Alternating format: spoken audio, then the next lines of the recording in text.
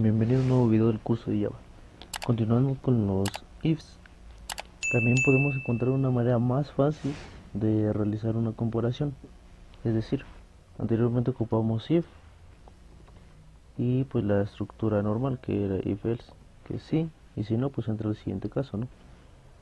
Ok, pero ¿qué te pasaría o qué pasaría si te dijera que podemos hacerlo más pequeño? Si se dan cuenta, pues podemos ocupar aquí, no sé, por ejemplo ponemos 1 es igual a 2, ¿no? Por ejemplo, y estamos ocupando pues tres líneas, ¿no? Tres líneas de código, por eso se le conoce como en una sola línea. Es decir, vamos a poner esto, vamos a poner por ejemplo int n, y el if en una sola línea consiste en realizar una comparación, como por ejemplo 1 es igual, es igual a 1, se le pone el signo de pregunta, y ahora sí, lo que sigue del signo de pregunta va a ser lo que se va a guardar en el entero que se llama n. Es como si tuviéramos el if anterior, que si entraba el if o si se cumplía la condición.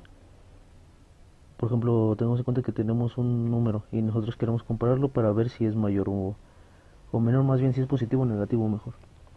Entonces, ¿qué era lo que hacíamos? Pues poníamos un else y a lo mejor comparábamos n es mayor a 0,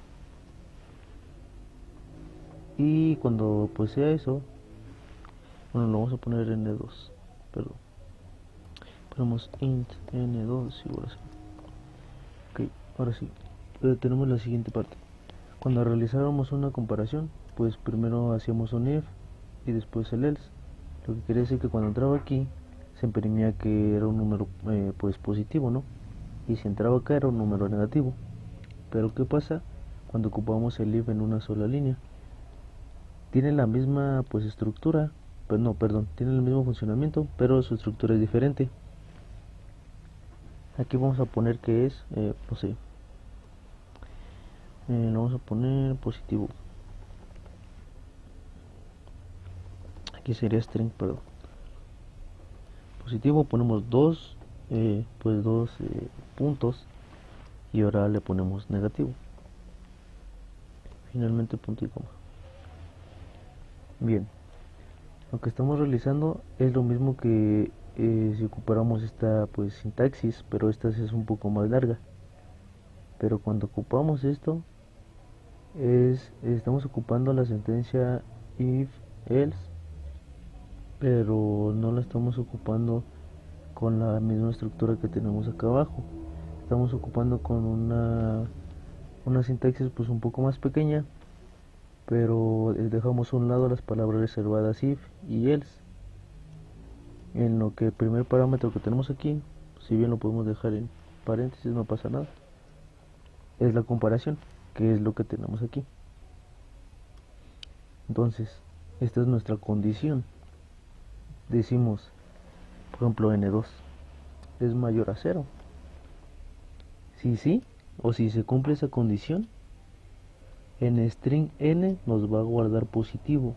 Esta parte de aquí que está antes de los dos puntos nos indica, o es el dato que se va a almacenar en este caso en la variable n que declaré yo, se va a guardar como positivo si la condición se cumple. Es decir, era como tener nosotros aquí positivo, pero bueno, lo escribimos con un solo positivo.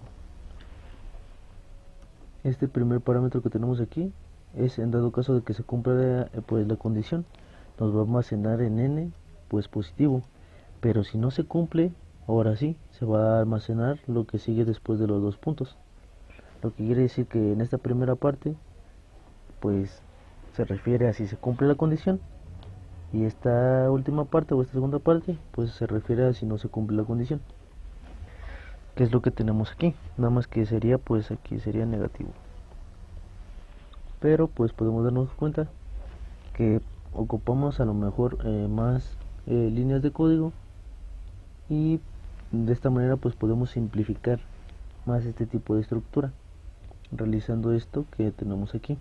Es importante que siempre lo tengamos o declaremos una variable antes en la que se va a guardar pues el dato en caso de que se cumpla la condición, o el otro dato que en caso de que no se cumpla.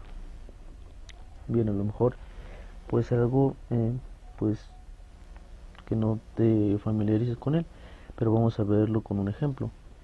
Vamos a ponerlo, vamos a pedirle más bien un dato al usuario, y veamos cuál sería el funcionamiento. Como es la misma sentencia de antes, con el JOptionPaint para pedir el dato al usuario, .show input dialog, y ahora sí podemos ingresar un número. Ok, esta parte de aquí pues lo que voy a comentar. Y bueno, ya tenemos el if else en una línea. Ahorita no estamos guardándolo, pero pues tenemos que imprimirlo, ¿no? Entonces sería JOptionPaint.show message dialog. Ahora sí, le podemos decir el número ingresado es, listo, le concatenamos el resultado que es n. Ahora sí, corremos el programa. Vamos a meter, por ejemplo, en este caso un número positivo, ¿no? Que quiere decir que debe ser mayor a 0. Por ejemplo, ponemos 8. Nos dice, el número ingresado es positivo. ¿Qué pasa? Pues yo le metí a n2 un 8. n2 ahora vale 8. Entonces se realiza la comparación. 8 es mayor que 0. Sí. Entonces en la variable n vamos a guardar positivo, pero si la condición no se cumple, ¿qué creen que pase? Pues volvemos a negativo, ¿no? Entonces vamos a poner menos 8. Listo, dice, el número ingresado es negativo. Pero cuando vayamos a declarar este tipo de líneas, bueno, este tipo de if en una sola línea, hay que tener en cuenta que siempre debemos de guardar el valor, ya sea lo que tengamos en positivo o en negativo, o lo que tengamos tanto en aquí en esta parte que es si se cumple la condición, y lo que tengamos acá en caso de que no se cumpla la condición, siempre lo tenemos que guardar en un dato, porque qué pasa si lo ponemos así, pues nos arroja un error. Por eso es que este tipo de sentencias, o este tipo de if en una sola línea, siempre la debemos de guardar en una variable, siempre. Podemos ocupar bien esta sentencia if else, que es un poco más larga, o esta que es más corta, y por eso dice que es una sola línea, porque es efectivamente una sola línea. Igual puede que haya una duda en que se pueda realizar, por ejemplo, para hacer comparaciones dentro de el if, como poder realizar aquí a lo mejor una suma, no sé, hacer una suma y después realizar otra operación en el else. Y cuando se realizan ese tipo de operaciones, sí es importante utilizar este tipo de estructuras de acá abajo. Pero cuando es un problema un poco más corto, más sencillo, en el que nada más hay que devolverle un dato al usuario en caso de que se cumpla la condición, y si no, pues devolverle otro, si se ocupa la sentencia esta de aquí, o lo podemos resumir en esta sentencia. Igual, nosotros somos los programadores y somos libres de decidir cómo queremos programar, pero es importante conocer que podemos realizar el if else más corto. Bien, eso sería todo por el video de hoy. ¿Tienes alguna duda? Espero lo dejes en la parte de comentarios, y si no, pues nos vemos en el siguiente video. Hasta luego.